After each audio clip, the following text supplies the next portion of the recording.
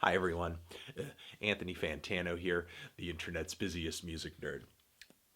And it's time for a review of the new ORANSSI PAZUZU album, Värähtelijä.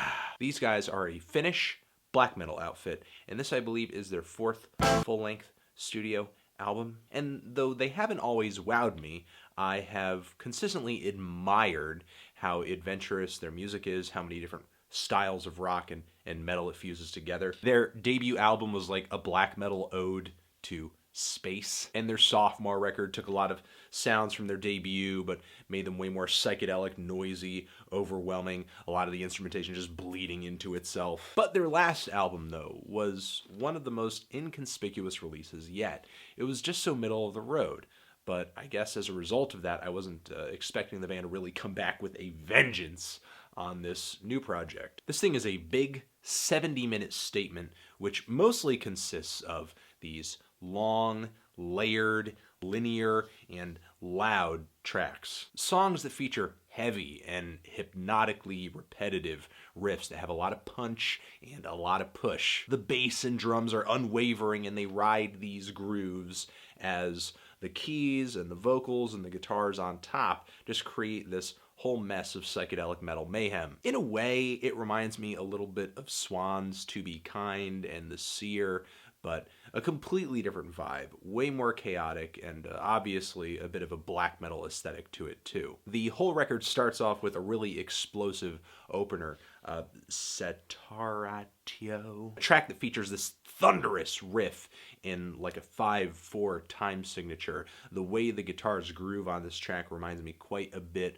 of Drive Like Jehu's Yank Crime, specifically the track Here Come the Plows. And I love how for 5 minutes on this track, the band is consistently able to just give the track another level of intensity by adding a new sound or playing a little harder, making things a little more dissonant, just adding another layer. And I love the moment where a lot of this instrumentation just suddenly drops away in favor of these keyboards that pop in, this really hellish organ. Eventually the band changes time signatures, slows things down, especially toward the back end of the track where I think maybe they take a little too long to just finish the song out. You've clearly already kind of communicated to us that this wild ride is over. Just kind of give us the next track. Especially since when the band plays it quieter, plays it more low-key, they fail to really add any nuance that I think these more subtle moments could use. You know, the quieter moments here are just about as straightforward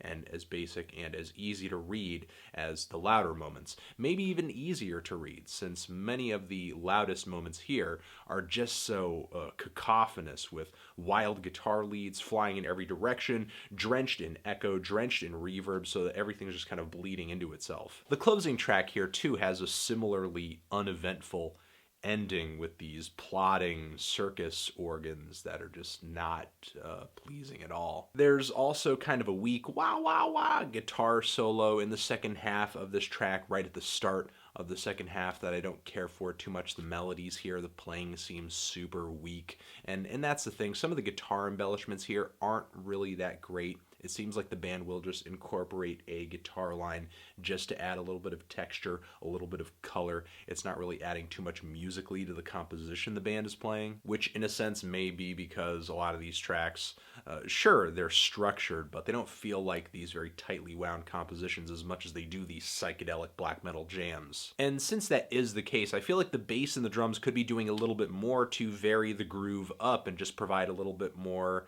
I don't know, interplay between the instrumentation. Usually once the bass and drums find a groove within a particular passage of a track, you can usually just tune them out because they're not doing too much.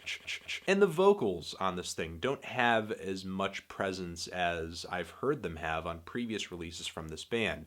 Either they are just totally lost in the guitar and keyboard mayhem, or when they do manage to poke out, they don't really bring much more than your standard black metal retch.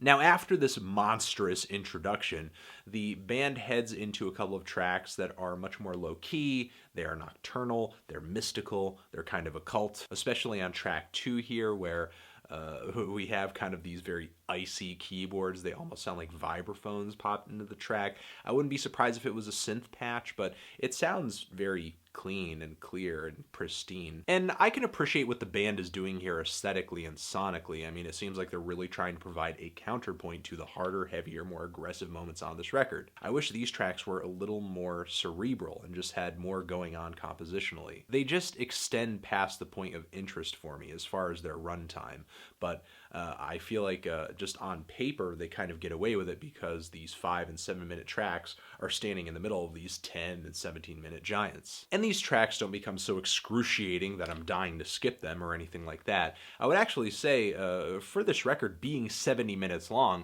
it's kind of a breeze to listen to. There aren't too many patience testing moments on here. I would say that these songs are simply just not as engaging as the harder and just louder spots on this thing. Now, the 17-minute cut on this record in the second half is easily my favorite on the entire album. The track preceding this one is actually one of the loudest and relentless on the entire record. The song following this is the very hellish Havaloo.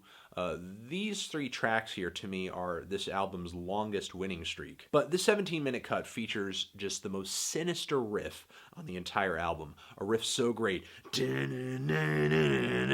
that I don't mind listening to it for as long as the band plays it on this cut. And I love how, just like on the intro here, they find ways to intensify this riff, intensify this track by adding more guitar layers, just these bouncy, echoey, springy reverbs, lots of ear-piercing tones, bleeding into one another. It's psychedelic, it's trippy, it's overwhelming, and then all of a sudden we just kind of get this bare bones soundscape, this apocalyptic interlude that I think is pretty nice. Reminds me a little bit of Tangerine Dream with some eerie and weary guitar leads kind of laced into this soundscape and just sounding very creepy. And then all of a sudden, out of nowhere, this roar just pops in, and the original riff at the start of the track comes back, except this time slower, more distorted, heavier, as if the initial riff were a monster and now it's just kind of gone gargantuan just to swallow the entire record. I do have my complaints about this record, but overall I like it. I do think it is a very good metal record. The production is heavy,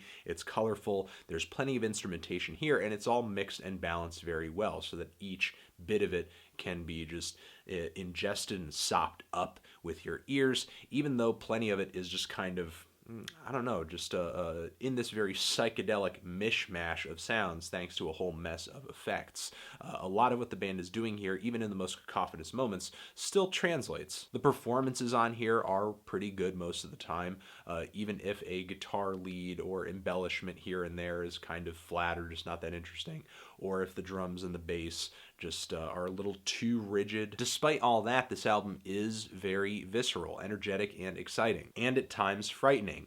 And the writing, to me, is maybe the biggest Achilles heel here. I think the band gets away with some of the writing shortcomings on this thing, with many of these tracks feeling like jams in a sense. But there were at least several tracks here where that approach didn't go over quite as well, mostly on the more subtle cuts. This is a really big and ambitious record for this band. There's still room for improvement, but it's still a really good and intriguing psychedelic black metal record. I'm feeling a decent to strong 7 on this thing. Transition. Have you given this album a listen? Did you love it? Did you hate it? What would you rate it? You the best, you the best. What should I review next? Hit that like if you like. Have a nice day. That's what I say. Anthony Fantano. ORANSSI PAZUZU. VARAHTELIJA. Forever.